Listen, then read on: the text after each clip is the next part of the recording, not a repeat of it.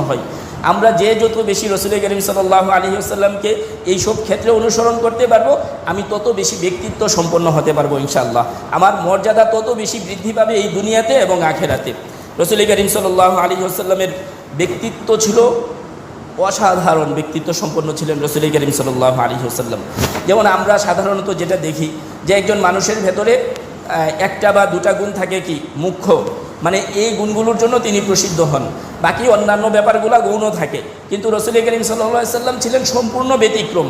রসুল করিম সাল্লাল্লাহু আলাইহি ওয়াসাল্লামের সব গুণগুলোই ছিল মুখ্য, একেবারে স্বয়ং সম্পূর্ণ ছিলেন রসুল করিম সাল্লাল্লাহু আলাইহি ওয়াসাল্লাম। পূর্ণাঙ্গভাবে কি ছিলেন, যতগুলো গুণ আছে মানুষের সব গুণের দিক থেকেই রসুল করিম সাল্লাল্লাহু আলাইহি ওয়াসাল্লাম পূর্ণাঙ্গ ছিলেন।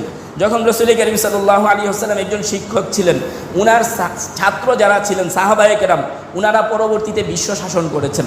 কেমন শিক্ষক ছিলেন রসুল করিম সাল্লাল্লাহু